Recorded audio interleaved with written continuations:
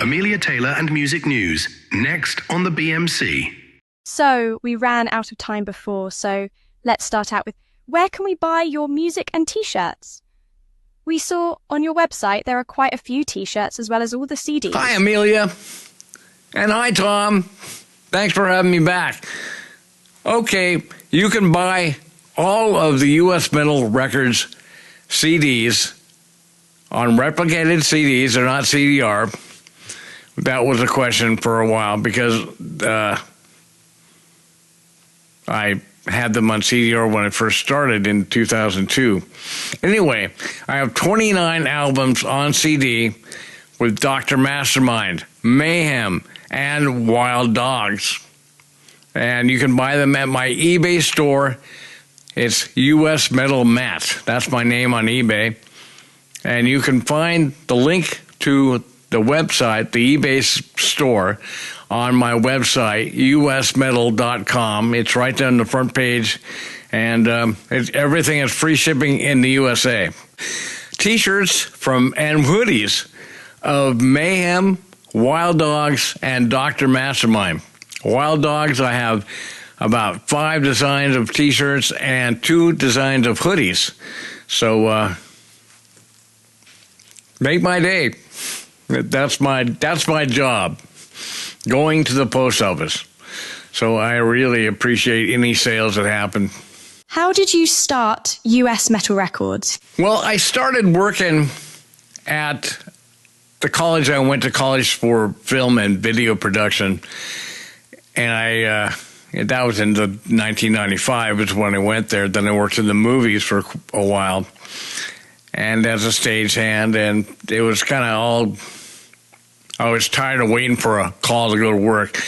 And my girlfriend says, hey, there's a job opening up at PCC, Portland Community College. And I go, what's the job? Well, you'd be walking around the beautiful campus, the hills, outside in the fresh air. I go, what do you do? Well, you'd be telling all the cute girls how to get to class and where everything is. And finally, this is on 9/11. I'm watching planes crash into the buildings in New York. And I keep saying, are you watching this on TV? No. Now listen, you should take this job and get back to the college. It's a great starting point. So I said, what's the job? She said, writing parking tickets. I go, I can do that. And so for 5 years, I rode my motorcycle up to PCC during all the weather, rain, sleet. I was like a postman. Rain, snow, hot sun. And I walked around this beautiful campus. It's on a mountain, so it's got all these trees, and it's out in the fresh air. And I wrote parking tickets for people who didn't buy a parking permit to park there during the day. And it was pretty funny. People say, did you teach? And I said, yeah, I taught parking 101. But that was a great job. I walked all around, and so that makes my brain go really fast. Yeah, I would walk with a cassette player in my pocket and would play Madonna's greatest hits, and Snoop Dogg's Doggy Style album, back to back. It was on one side was Snoop and the other side was Madonna, and I listened to them nonstop for 6 hours while I walked around. Anyway, while I was doing that, I came up with an idea because I wanted to make some CDs, but nothing fit my budget because I had no budget.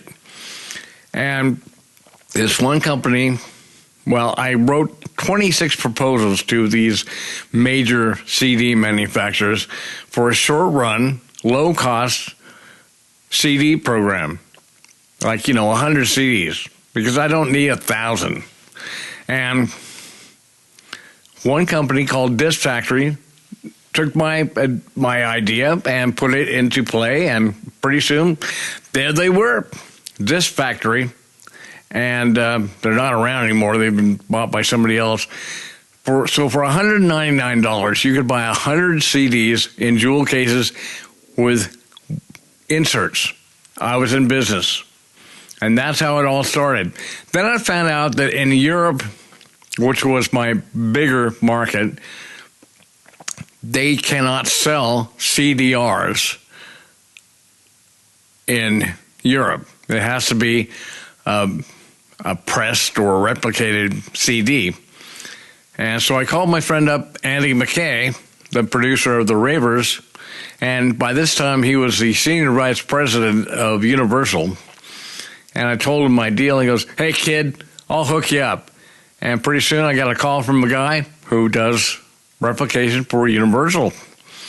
And they started making CDs in bulk for me for cheap, and I was in business there. And it just grew. I kept recording with Bryce Van Patten. Like I said last time, I would go over to his studio at least once a week, and before he had a paid session, I would have 3 songs, and Bryce would play drums, I'd play guitar, and we'd record the basic tracks for the songs. I'd take them home and finish them, and then come back the next week. And I did that for 4 years, and built up my catalog that way. Like I said, I went to Amsterdam with Steve Broy of the Mentors in 2002, and I went to Herman Brood's art studio, and I saw his art. And also being an art history student, and my girlfriend's an art history major, I realized that the people that got famous later on were the ones who built up a big catalog, big body of work. Without that, you're nothing. And I just thought I would record as much as possible and put all of it out. And so that's where I am today. I have 57 records out. And that's why I started doing the Ravers again, because Wild Dogs was Wild Dogs. Wild Dogs is actually Dean Castronovo, Jeff Mark, Danny Kurth, who died in 2013, and myself. And I tried to put that lineup back together a number of times, but they just weren't interested, and so I did it myself. Yeah, I'm always the guy. Plan B is always happening. So that's how my record company started, and I just kept going. And Andy told me, "Kid, you don't want to get hooked up with us. Record labels just want to, I'll tell you what, when they offered you a job in publicity, that was a job with a take-home check." Record companies are loan sharks. They loan you money at 60% interest, and then if you try to go, we'll sue you until you have nothing and own all of your music. So you can do this yourself, kid. I'll show you how. He showed me how to do a record company, and I haven't sold millions, but I've sold, hundreds. I don't care. I just don't want to be forgotten. That's my whole thing. I don't want to do all this for nothing. And so I got into all these, I think it was like 62 rock and roll and heavy metal books. So hopefully people will remember me. Well, here we are again, Matt. Oh, hey, Tom wants to say hello.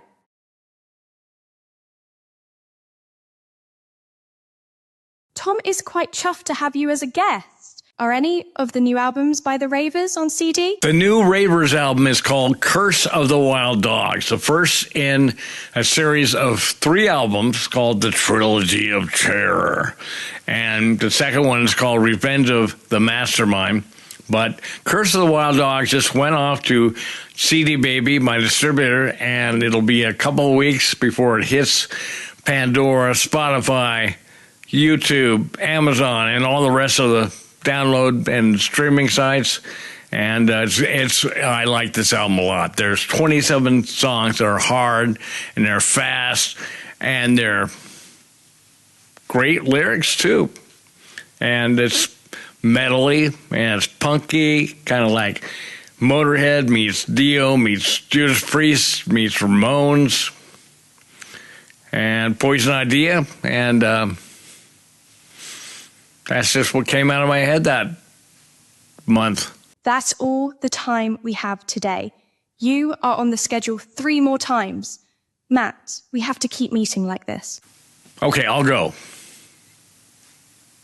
I will talk to you next time. Goodbye, Amelia. Thank you. You're lovely. Have a good day.